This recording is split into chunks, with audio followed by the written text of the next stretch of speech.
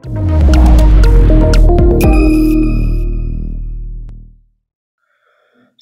pagi, Assalamualaikum warahmatullahi wabarakatuh. Waalaikumsalam warahmatullahi wabarakatuh. Waalaikumsalam warahmatullahi Slide-nya, Waalaikumsalam warahmatullahi wabarakatuh.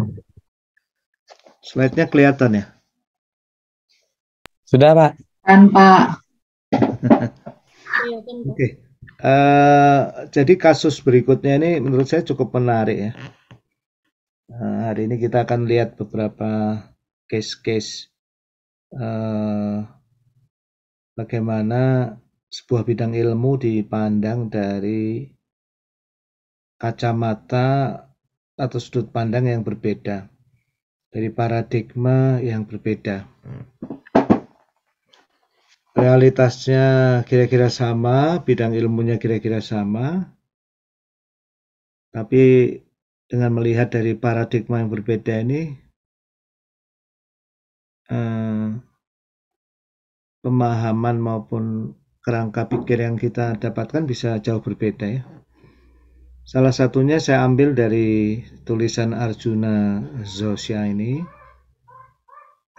mengenai paradigma terhadap teori imunitas ya. Jadi boleh dibilang normal science tentang infeksi dan kekebalan ini. Infeksi dan imunitas ini teorinya dibangun berdasarkan sebuah metafor ya.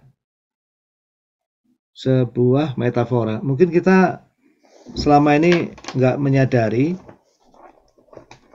kalau pemahaman yang umum tentang imunitas itu merupakan metafora ya. Ini termasuk bidang yang memang sangat menarik. Saya pernah membaca khusus tentang imunitas ini sebagai salah satu tanda-tanda keagungan Allah yang memang luar biasa ya. Dan sekarang lagi lagi karena kita menghadapi pandemi ini. Jadi teorinya, metaforanya adalah sebagai berikut ya. Infeksi ini dipandang oleh normal science tentang imunitas ini sebagai tubuh-tubuh asing atau foreign bodies yang memasuki tubuh dan menyebabkan penyakit. Tubuh-tubuh asing atau foreign bodies ini apakah itu bakteri, viruses, dan lain-lain ini bukan milik dari diri kita, karena itu ditolak oleh sistem kekebalan tubuh. Tapi ternyata menurut paper tulisan Arjuna Joshia itu, apa counter argumennya atau kalau bahasa Karl Popper, falsifikasinya, atau kalau bahasa yang lebih lembut, refutationsnya ya, ada bantahannya.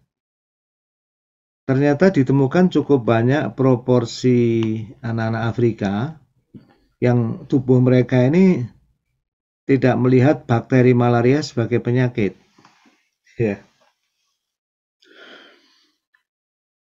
Bahkan bakteri-bakteri ini hidup bersama dengan mereka tetap happy tanpa terganggu oleh gejala malaria.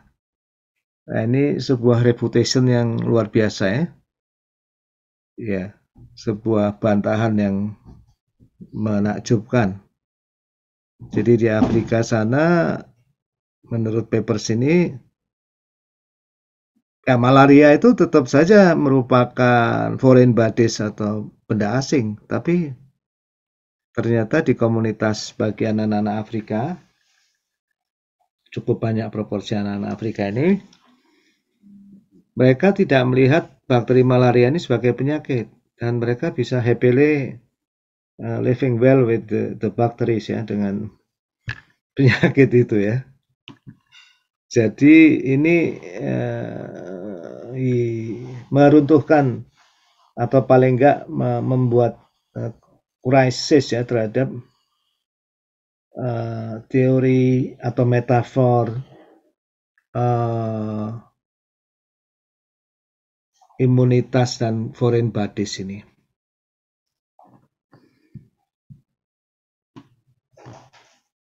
Jadi menurut analisis Arjuna Joshia ini, bagaimana model foreign bodies yang dilawan imun sistem ini sebetulnya merupakan pemahaman saintifik, narasi saintifik yang dipengaruhi oleh sebuah pandangan win-lose, ya, pandangan kalah menang. Nah, bahkan Arjuna Joshia ini nampaknya terpengaruh filsafat kritis juga, ya, filsafat kritis Adorno, Habermas, yang merupakan sebuah aliran filsafat yang mencurigai setiap pemikiran maupun sains ini bisa jadi di dalamnya terselubung ada gagasan relasi kekuasaan, artinya gagasan yang memihak pada penguasa, gagasan yang memihak pada para pemenang, ya, the winners, ya, para pemimpin dunia atau para orang kaya lah gampangnya, the winners, ya. Jadi kata Arjuna Joshia ini metafora infeksi dan kekebalan yang memandang penyakit itu sebagai tubuh asing dan dilawan imun sistem ini terpengaruh pandangan kolonialisme, pandangan persaingan antar bangsa, ya, dan bukan merupakan satu-satunya cara pandang yang bisa menafsirkan kenyataan tentang fenomena kekebalan tubuh, ya.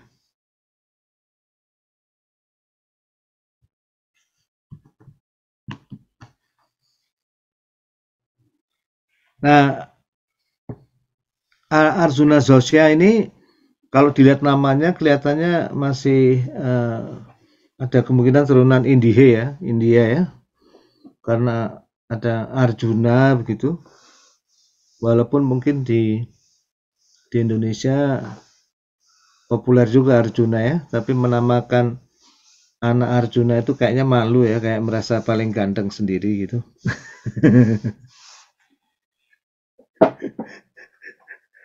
Nah, jadi dia terpengaruh mungkin mengusulkan, ya, fenomena saintifik yang sama, hubungan relasi saintifik yang sama, relasi faktual yang sama, tapi dia mengajak bagaimana kalau kita melihat dari paradigma yang bukan kalah menang. Jadi dia menyebutnya paradigma Veda atau Ayurveda. Kalau dalam filsafat Cina itu paradigma Tai Chi, ya, kalau dalam filsafat ruhaniyah Islam itu biasa disebut paradigma Sufi, ya, dan sejenisnya, ya. Yang salah satu tokoh yang cukup disegani ini namanya adalah Fridtjof Schuon, juga Deepak Chopra, ya, seorang dokter yang tinggal di Amerika yang menulis banyak tulisan tentang hal ini. Jadi melihat masalah yang sama ini secara lebih holistik dan tidak membuat metafora permusuhan dan perang. Nah, pengalaman menunjukkan dalam banyak kasus pengobatan alternatif dari timur lebih efektif. Ya, buktinya yang tadi itu. Malaria ini nggak perlu dibunuh, nggak perlu jadi musuh, bakterinya tetap hidup, manusianya tetap hidup tentram gitu. Biasanya pengobatan timur seperti Tai Chi itu melihatnya lebih ke arah balancing, ya. Bagaimana supaya terjadi balance, bagaimana supaya terjadi keseimbangan.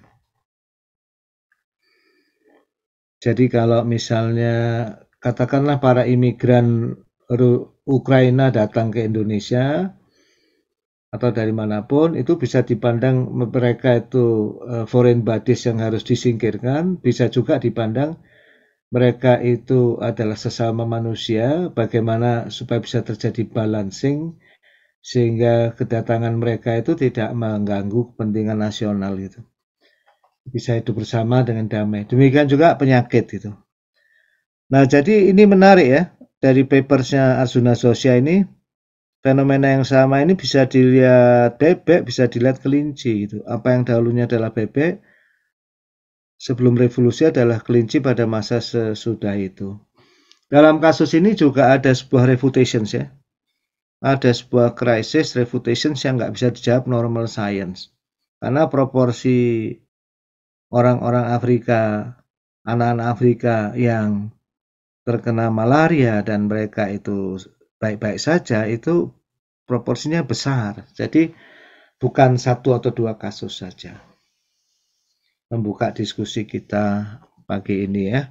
Kita break dulu sejenak sambil Anda renungi.